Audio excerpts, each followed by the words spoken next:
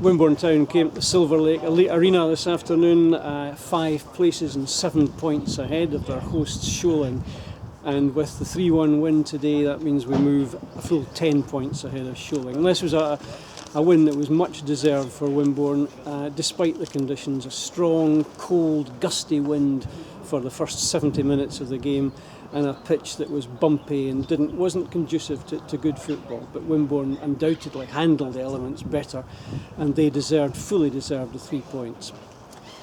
Man of the match was probably James Stocco, and he got 2 goals. I wonder when the last time James got 2 goals. The first of those came on 10 minutes when he was on hand to drive home after a shot from Jamie Davidson had been blocked after a corner. On the half hour, Sam Griffin, who was performing consistently well on the right wing, got over a tremendous cross to the far post, and Jamie Davidson reached it, headed it back, but there were no takers in the middle.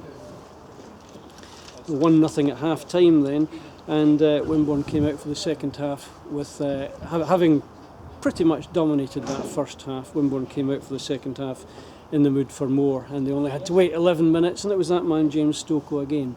The best move of the game, this, with a lovely piece of interplay between Jamie Davidson and Stokes, ended up with James driving the ball home from 8 yards out with his right foot. Really nice goal, 2-0 to Wimborne. Just after the hour mark, there was a cross from James Stocco, beat the defender and fell to Mark Gamble. Took him bits by surprise, he couldn't get everything behind it, but he moved it towards goal, and Lee Webber in the Sholing goal made a good save, pushed it around the post for a corner. But just 2 minutes later, Mark Gamble wasn't to be denied and got the goal his outfield play deserved, fed by James Stocco, and his right foot shot crashed over the line from the underside of the bar, 3-0 Wimborne. On 72 minutes, Scott Arnold was on the spot to head off the line for a corner, but the goal for Sholing was only delayed because from the corner, Barry Mason glanced a header in. And that gave Sholing some hope, and for the next 5 minutes they had most of the possession and looked, for the first time in the game, looked dangerous. Steve Cuss brought on Matt Kemble for Sam Griffin on 80 minutes. And on 83 minutes, Ian Oliver made a good overlapping run, reminiscent of his of the third goal against Fleet on Tuesday, and his cutback was scrambled, was met by Mark Gamble, and his shot was scrambled behind for a corner. 2 more substitutes from Steve Cuss. Jack Lupton came on for Jamie Davidson, and Chris Wilcox came on for Mark Gamble very near the end.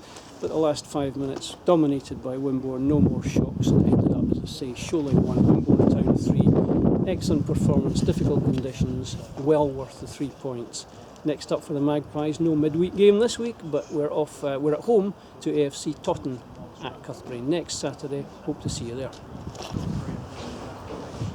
I'm joined by Steve Cuss after today's 3-1 win at Sholing.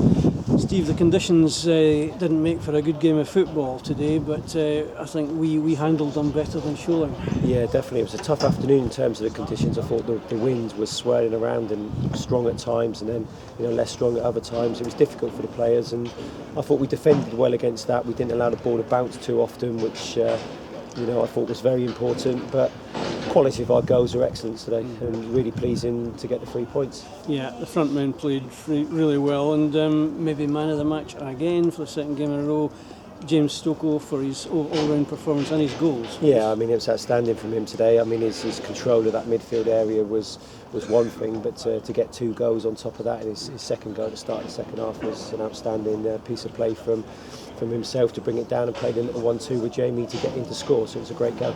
And some lovely bits of skill from both Sam Griffin and Jamie Davidson dotted through the game. Yeah, I thought we had that little bit of quality when it was needed, and the likes of Sam and Jamie and Mark and James Stocco behind and Anthony on the other side. I thought they all had a little bit in them that we looked like we could score a goal and produce a chance. Yeah, and that's the third game in a row you've started with Ant and Louis in the team, 18 and 17 years old respectively.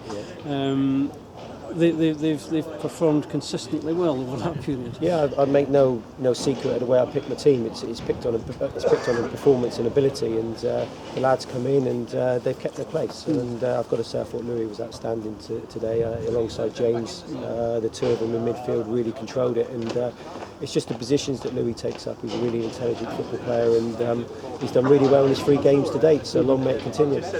Talk about the defence. At the start of the season we chopped and changed a little bit, moved players around, but I think we've had a settled keeper and back four for the past probably 10-15 games. How important is that? Yeah, I think it's very important. They obviously get to know each other's game, and we're looking quite strong in that area again. I think Billy and Cozzy at centre half have found that little combination that's needed at centre half, and they've been playing very well. And then we've got the consistency of Scott and Ian at the full back areas, and Jason behind them. It's looking a good back five, and it's probably a little bit disappointing we conceded today, but they've been defending well of late the last couple of games, and if we continue to do that, we've always got the players to go and score goals. Yeah, I was speaking to John Blake before the game. He was on the bench today, and he was saying he's pretty much fit. Is that the case? Is he challenging for first team place? He wasn't on the bench for selection. Sorry, he wasn't on the bench. No, he wasn't one of the named substitutes, but he was here, and that's typical of John. He wants to be in and around the squad, which is great, and he did a little bit of running before the game. We've got a clear week now. There'll be an outside chance that hopefully we can involve him next Saturday.